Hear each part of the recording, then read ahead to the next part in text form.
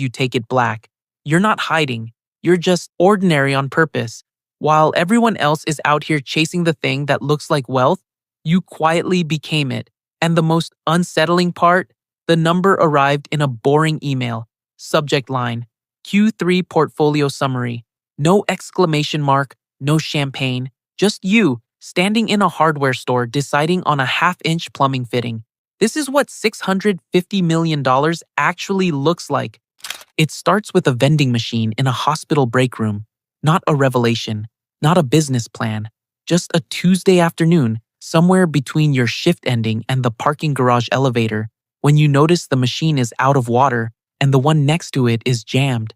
And instead of being annoyed, you stop. You look at it differently. You think, who actually owns this thing? You go home and you find out.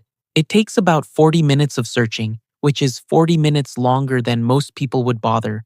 What you find is a name, a small operator, a guy running maybe a dozen machines across 3 buildings, pulling in somewhere between $40 and $120 a month per machine after product cost and location fees. Not glamorous, not even interesting really. Just a number sitting there on the screen while the rest of the apartment is quiet. But you do the math, and the math does something to you. Because if one machine in a decent location clears $80 a month net, and you could place 5 machines, that's $400. 10 machines are $800. 25 machines, run tight, right locations.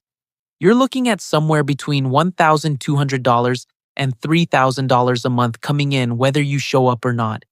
The money isn't the point yet. What gets you is its architecture. The fact that the machine doesn't need you. It just sits there in a hallway, solving a small problem for a rotating cast of strangers, and it pays you every single time. You spend $900 on your first machine. Used, a little beat up on one side, you place it in the lobby of a mid-sized dental office in exchange for a percentage of revenue and a handshake agreement. The first month, it clears $280 gross. After product, after the location cut, after driving out there twice to restock, you net $190. $190. Your coworker made more than that last weekend doing one shift of overtime. Your cousin just got a signing bonus that would cover this machine's earnings for the next 4 years. Nobody congratulates you. Nobody even knows. You sit with the number on a Thursday night and feel something that isn't quite pride and isn't quite disappointment. It's something quieter than both. But you don't quit, because you're not looking at the $190. You're looking at what the $190 proves. It proves the architecture works. So you place a second machine, then a third. You start watching commercial laundromats the same way you watch the vending machine. Not as a customer, but as someone trying to understand the ownership layer underneath. You find out a small coin laundromat, the kind with 15 machines in a strip mall off a state route, can generate anywhere from $60,000 to over $200,000 a year in revenue. You find out that the ones that fail usually fail for operational reasons, not market reasons. People always need to wash their clothes. That need doesn't go away in a recession. It doesn't go away when the stock market drops 18% in a quarter. It just keeps going, load after load, quarter after quarter. You buy your first laundromat for $47,000. It's in a working-class neighborhood in Ohio. The machines are older but functional. The lease has 6 years left on it. The previous owner, a retired postal worker named Dale, ran it out of a flip phone and a spiral notebook. The books are a mess, but underneath the mess, the cash flow is real. The first year, it nets $38,000. You don't celebrate. You use it as a down payment on the next one. This is the part nobody sees. Not the scaling, not the portfolio, not the compound effect of 8 years of quiet decisions. Just a person doing math at a kitchen table at midnight. Just a Tuesday observation that turned into a Wednesday question, that turned into a Thursday purchase, that turned into something nobody has a word for yet. The number didn't matter. The architecture did. Your accountant's name is Karen. She has been doing books for small business owners for 19 years. She has seen sloppy LLCs, chaotic sole proprietors, and restaurant owners who kept receipts in a shoebox. She does not impress easily. She sits across from you at a folding table in the back office of your third laundromat. You have just handed her a folder. Inside that folder is a summary of everything you currently own. She reads it slowly. She doesn't say anything for a while. Then she looks up and says, "This is the most deliberately uninteresting portfolio I have ever seen." She means it as a mild criticism. You take it as the highest compliment you've ever received, because that's exactly what you've been building. Not a brand, not a vision, not a company with a mission statement, a logo, and a pitch deck. Just a quiet collection of assets that solve basic, unglamorous human problems and generate cash every single month, whether you're watching or not. Here's what the folder contains: 4 coin laundromats across 2 Midwestern states. Combined, they pull in roughly $290,000 a year in gross revenue. After expenses, utilities, minor repairs, part-time attendance, the net is somewhere around $110,000. Not spectacular, not the kind of number that gets you on a podcast, but it comes in every month like rent, because it essentially is rent. People will always need to wash their clothes. That need does not negotiate with recessions. 2 municipal parking lots you acquired through county tax auctions, the kind held on Tuesday mornings in government buildings where almost nobody else bothers to show up. You paid $31,000 for the first one. The second cost $44,500. Together, they generate just over $58,000 a year in net income after maintenance and insurance. You don't manage them day to day. You hired a part-time operator. You see a deposit hit your account every month, and that is essentially the extent of your involvement. 3 highway billboards on state routes in Tennessee and Kentucky. You don't own the advertising on them. You own the land they sit on. Advertising companies lease that land from you on long-term contracts, anywhere from 5 to 15 years, with built-in annual escalations. Currently, each one pays between $800 and $1,400 a month in ground rent. Some months you forget you own them entirely. And then there is the commercial cleaning company. You bought it 2 years ago from a retiring owner in his late 60s named Frank, who had built it over 31 years into something that ran mostly on its own momentum. 12 contracted clients, office buildings, a medical clinic, 2 school districts, annual revenue just over $1.1 million. Net margin thin but reliable, the kind of business that loses clients slowly and replaces them slowly and never makes headlines and never will. Karen flips through the folder again. She asks if you're planning to pivot into anything more growth-oriented. A tech play maybe, some multifamily real estate, something with upside. You tell her no. She nods, like she expected that answer and doesn't fully understand it. What she doesn't see, what almost nobody sees, is the logic underneath the boredom. Every asset in that folder has one thing in common. It serves a need that doesn't go away. Not in a downturn, not when interest rates spike, not when some new platform disrupts the way people shop, communicate, or work. People park their cars. People wash their clothes. Buildings get dirty every single day, and someone has to clean them. Drivers on a highway see whatever is on that billboard whether they want to or not. There is no app for any of this. There is no disruption coming. There is no competitor who is going to out-innovate a parking lot. And that is the point. The flashy guys, the ones raising venture rounds, chasing multiple expansions, posting about their portfolio on LinkedIn.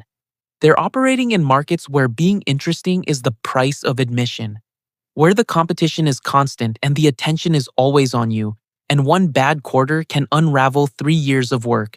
You are not in those markets. You are deliberately, carefully, almost aggressively not in those markets. You are in the Tuesday morning markets, the ones nobody is watching, the ones that just keep running, quiet and steady, long after the interesting thing down the street has closed. Karen closes the folder. She says she'll have the quarterly summary ready by Thursday. You thank her and drive home in your 2019 Honda Pilot with 91,000 miles on it and a crack in the rear bumper you've been meaning to fix for 8 months. You don't fix it. There's a guy at the networking event. You've seen his type before. He's wearing a plain white t-shirt that costs $340, which you know because you looked it up once after someone mentioned the brand. He drives a matte gray Range Rover with a custom wrap. He talks about his portfolio the way some people talk about their personality, loudly, in the direction of whoever might be listening. He is performing wealth, carefully, deliberately, at considerable expense. You drove here in a 2019 Honda Pilot with 91,000 miles on it and a crack in the rear bumper you've been meaning to fix for 8 months. You're wearing a fleece from a sporting goods store that was on sale. Your watch tells time and does nothing else. When he asks what you do, you tell him you own a few small businesses. Laundromats mostly, some other stuff. You watch his face make the calculation in real time. The car, the fleece, the laundromats. He smiles politely and turns slightly towards someone else. In his head, you've already been sorted. Mid-level. Comfortable, maybe. Not worth the full pitch. Good. That moment, that small, quiet dismissal, is worth more to you than anything else that will happen tonight. Because the moment someone underestimates you, they stop watching you. And the moment they stop watching you, you can do whatever you want. This is what people get wrong about stealth wealth. They think it's about modesty. They think it's some kind of philosophical stance. The humble rich person, at peace with their abundance, unbothered by status. Maybe for some people it is. But for you, it's a strategy. The ordinary life is armor, and you wear it every day on purpose. The Honda isn't a statement. It's a tool. It reliably starts every morning, handles highway miles without complaint, and draws exactly zero attention in any parking lot in America. Currently, the average new car transaction is sitting close to $48,000. The average monthly payment on a new vehicle is around $735. You paid cash for the Pilot 4 years ago and have spent nothing on it except gas and oil changes. Every dollar that isn't going toward a car payment is going somewhere that compounds. That's the math. It's not complicated, it's just unpopular. Your house is similar. 3-bedroom colonial in a quiet suburb. Bought it 11 years ago. The mortgage has been paid off for 2 years. The neighbors think you're a small business owner who does okay. They're not wrong. They're just missing several zeros. You don't correct them. What you've learned, slowly and then all at once, is that visibility is expensive in ways that have nothing to do with money. The moment people know what you have, they begin relating to what you have instead of to you. Conversations shift. Requests appear. A cousin you haven't spoken to in 4 years finds a reason to call. Someone at church mentions they have a business idea they've been working on. Your brother-in-law starts talking about a real estate deal that just needs a little seed capital to get off the ground. You've seen it happen to other people. You've watched wealth change the temperature of a room the moment it becomes visible. It's not malicious. Most of it isn't even conscious. It's just what money does to the space around it when people can see it. So you keep the space clean. The fleece, the Pilot, the laundromats, the carefully maintained appearance of someone who is doing fine, but not exceptionally. It costs you almost nothing to maintain, and it returns something that money genuinely cannot purchase: the ability to move through your own life without being perceived as a target. At the networking event, the guy in the $340 t-shirt is now deep in conversation with someone who has a startup. He's animated, he's leaning in, he's doing what people do when they think a room is watching. You get a glass of water, talk to 2 people you actually wanted to talk to, and leave by 8:15. On the way home, you pass a coin-operated car wash and notice it's busy for a Tuesday night. You make a mental note to look into who owns the property. The Pilot needs nothing. You drive it home anyway. Your best friend since college is named Marcus. He played pickup basketball with you every Sunday for 6 years. He was at your mother's funeral. He is the kind of person who calls on a random Wednesday just to check in. No agenda, no ask, just calling. You do not have many friendships that feel like that, and you know it. 3 months ago, Marcus called on a Wednesday, but this time, there was something underneath the conversation. He'd been building a food truck business for 2 years. Good food, real following, the kind of thing that gets written up in a local paper and has a line at lunch. He wanted to expand, lease a brick-and-mortar location he'd been eyeing on a corner near downtown. The numbers made sense. The opportunity was real. He needed $85,000. You could have sent that money before the call ended. You could have sent it from your phone, sitting in your car in the parking lot of a laundromat without feeling it, not even slightly.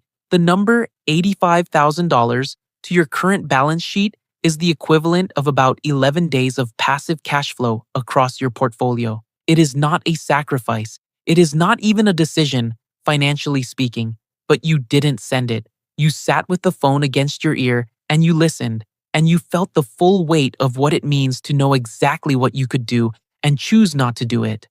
That particular feeling doesn't have a clean name. It isn't guilt exactly. It isn't selfishness. It's something more complicated. The specific loneliness of understanding a situation more clearly than the person you love who is living it. Because here is what you have learned, slowly and at some cost. Money handed to someone who isn't structurally ready for it doesn't solve the problem. It accelerates whatever is already there. If the operations are loose, the money makes them looser. If the owner doesn't yet understand cash flow, the difference between revenue and margin, the way a lease can quietly strangle a business that looks healthy from the outside, then capital just buys them a faster, more expensive version of the same lesson they were going to learn anyway. And then the money is gone, and so often is something in the friendship. You've seen it, not with Marcus, but you've seen it. So instead of sending the money, you asked Marcus if you could come by Saturday morning. You sat at his kitchen table with a notepad, and you went through his numbers with him for 3 hours. You found 2 line items in his operating costs that were quietly bleeding him. You asked questions about the lease terms on the new space, the rent escalation clauses, the personal guarantee, what happens in month 18 if foot traffic is 30% below projection. He didn't know the answers to some of those questions, not because he wasn't smart, because nobody had ever asked them with him before. You went back the following Saturday, and the one after that. By the 4th Saturday, Marcus had renegotiated 2 vendor contracts, identified a local small business administration loan program he qualified for, and restructured his expansion timeline in a way that didn't require outside capital at all. He found $60,000 through the SBA program and a small business grant through the city. He signed the lease 6 weeks later. He called you the night he got the keys. He was crying a little, the way people do when something they worked for actually arrives. He said he couldn't have done it without you. You didn't tell him what you could have written the check for. You will probably never tell him. That's not modesty. It's just an understanding of what the story needed to be. His story, built by his decisions, owned by him in a way that no check from you could have made possible. But there are rooms inside your life that nobody gets to walk into. That's the part that doesn't get easier. Not the secrecy itself. You've made peace with that. It's the specific weight of watching someone you love struggle through something you could remove in 60 seconds, and knowing that removing it would be the wrong thing. Knowing it fully, sitting with it across a kitchen table for 4 Saturdays in a row. The armor works. Ordinary life protects you. The portfolio runs quiet and the account grows, and nobody watches and nobody asks. But nobody sees it either. And some nights, that's a different kind of cost entirely. The email arrives on a Thursday at 7:12 a.m. You are standing in the plumbing aisle of a Home Depot, not because you needed to be there yourself. You have people for most of this now, but because one of the laundromat locations has a utility sink with a slow drain, and the property manager sent you a text with a photo, and you were already out, so you stopped. You are holding a bottle of drain cleaner in one hand and your phone in the other, trying to remember if the pipe under that sink is PVC or galvanized, because it matters which product you use. That's when the notification comes in. The subject line is Q2 Portfolio Summary, Final. It's from your accountant, Karen. She sends these every quarter. They are thorough and completely unexciting, formatted in the same 12-point Times New Roman she has used for 19 years. You usually read them at your kitchen table on a weekend morning with coffee. You almost put the phone back in your pocket, but something in the number at the top of the preview stops you. You put the drain cleaner down on the shelf. You open the email.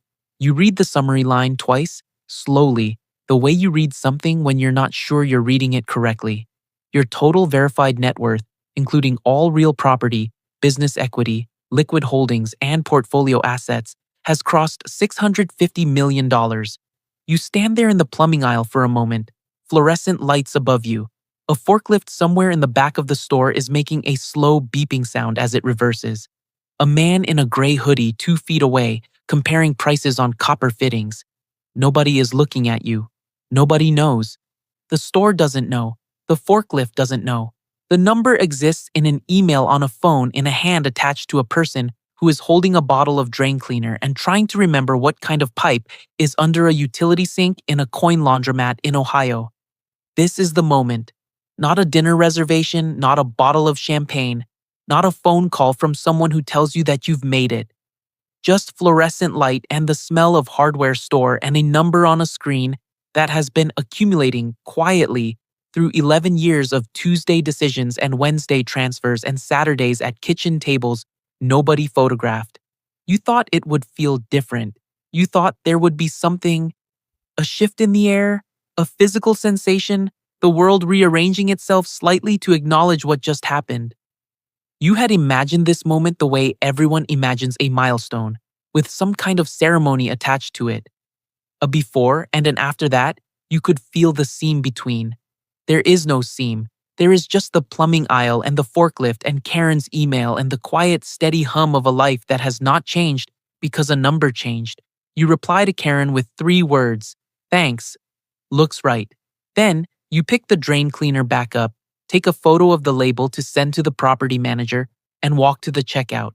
You pay $8.47. You do not use a rewards card because you can never remember if you have one. In the car, you sit for a minute before starting the engine. 11 years ago, you netted $190 from a used vending machine in the lobby of a dental office and sat with that number on a Thursday night, not knowing what to call what you were feeling. It wasn't pride, and it wasn't disappointment, and it wasn't enough to tell anyone about. This is the same feeling. Exactly the same, just with more zeros behind it. That's not nothing. It might actually be everything, because it means the feeling was never about the number. It was about the architecture, the proof of concept, the quiet satisfaction of a system running the way you built it to run, without drama, without applause, without anyone in the plumbing aisle of a Home Depot having any idea. You start the engine. The laundromat drain isn't going to fix itself. You drive back the same way you came. Same road, same pilot, same crack in the bumper you haven't fixed.